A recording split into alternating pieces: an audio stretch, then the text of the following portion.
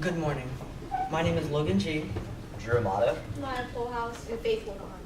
And the topic we're discussing today is will a Muslim responsible for terrorist attacks and the perception of and how the perception has changed since 9/11.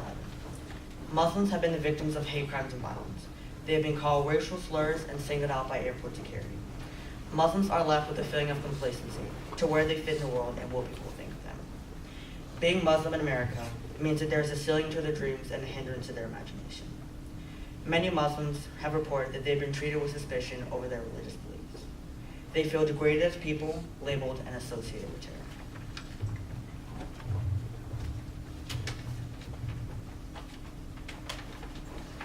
So first, I'm going to go over some of the big terrorist events that have happened in America, Europe, and I will also go over some of the school shootings.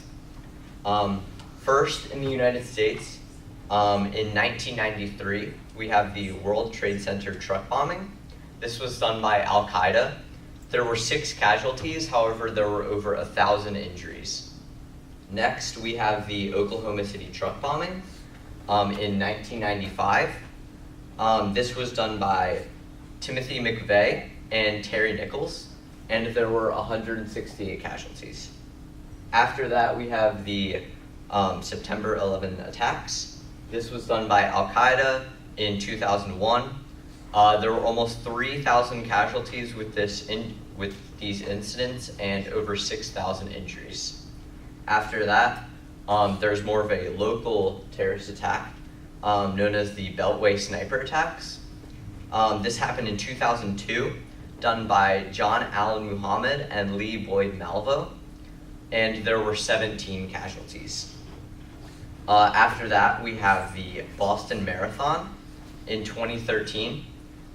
This was done by Johar and Tamerlan Sarvev, and there were 6 casualties and 280 injuries.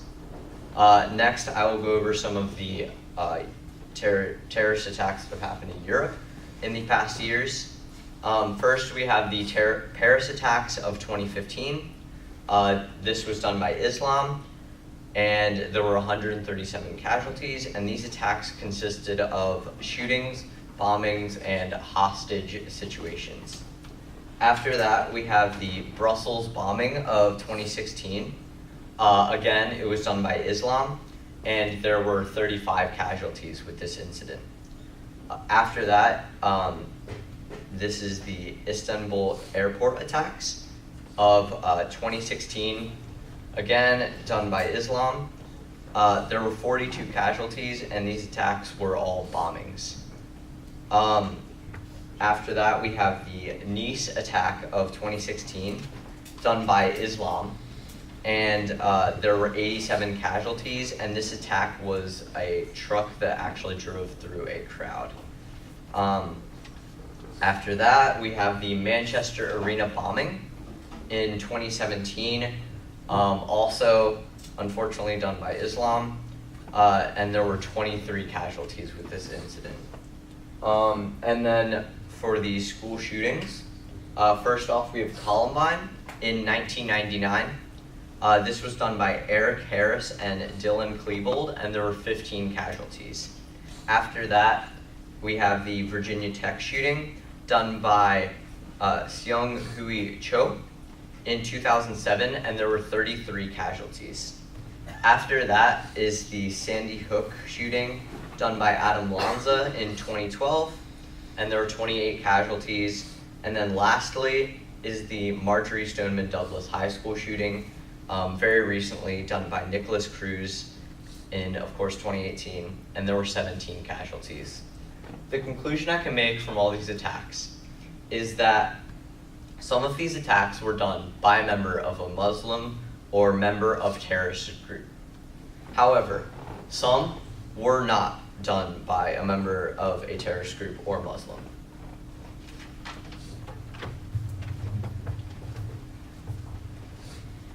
Since these attacks, many Americans have felt negative feeling towards Muslims. People have said racial slurs towards them or rude comments. A majority of news stations have used words that are negative, such as militancy and radicalism. After 9/11, the amount of hate crimes have increased as well. People have been murdered or cursed at for being or wanting to help Muslims. The fact that we stereotype a religion towards one bad group is unjust and not right in any way. Along with hate crimes, there's also Islamophobia. The fear has always existed, but since 9/11, it has become more and more common in people. People who suffer from Islamophobia might act unaccordingly, and they will commit a hate crime. According to Vox.com, the number of hate crimes in 2016 have increased by nearly 5% to more than 6,100 people. I'm sad to say that hate crimes are more and more common in our modern world.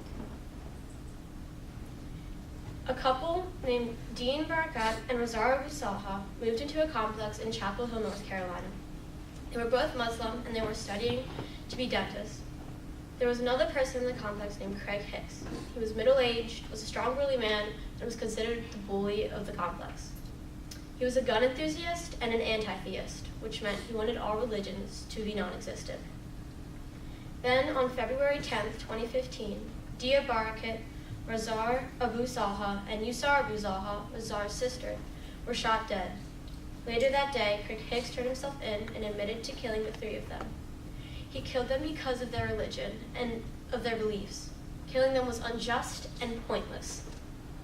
But not all hate crimes are done with weapons. In December of 2012, a woman named Erica Menendez pushed a man into a train. Unfortunately, he could not be saved. She was charged with second-degree murder, and when she was asked why she did it, she said she quote-unquote hates Hindus and Muslims, and ever since 2001, when they put down the Twin Towers, I've been beating them up since. The rise of hate crimes and Islamophobia proves how Muslims are treated so terribly. Especially since 9/11, people have connected Muslims with terrorism, and because of this, they are treated awfully in any situation.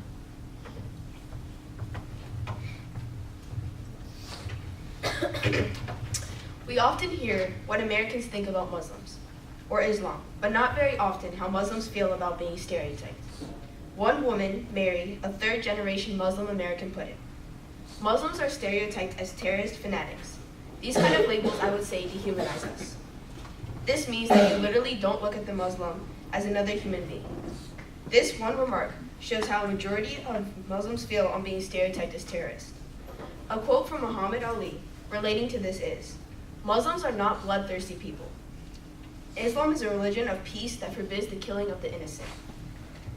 Islam also accepts the prophets, whether those prophets are Muhammad, God's peace and blessing be upon him, or Moses, or the other prophets of the books. In this quote, Muhammad says that Muslims are not bloodthirsty people, but in quite the opposite. They in fact are people who want peace just like many others. Muslims are looked upon as fanatics when most of them are not like that at all.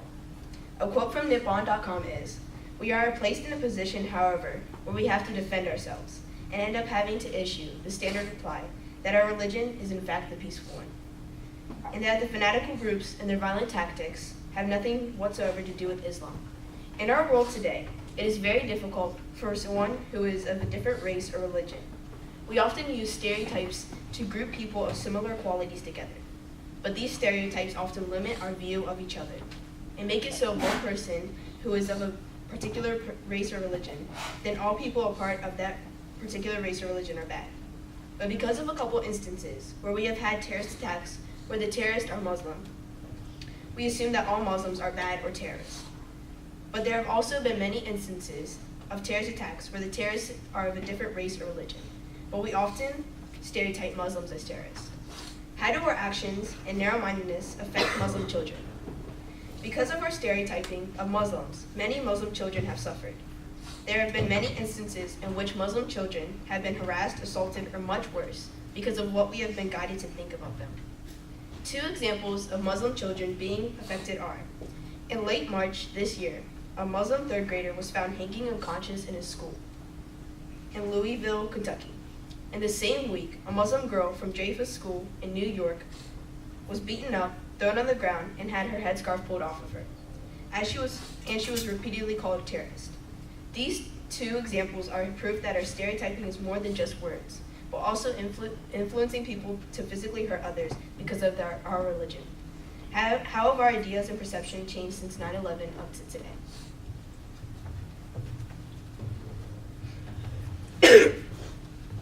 One big question is the church's views on Muslims and terrorists. The church does not support Islamophobia. For one, while my peers have shared with you, hate crimes and violence is a growing issue. This includes mass shootings, bombings, hijacking, and much more. We as a society jump to conclusions on what race the person was and who committed the offense. We as people are prejudiced and are also quick to judge a book by its cover. This brings our TED Talk to full circle and gives you an in-depth experience on the current issues that arise today.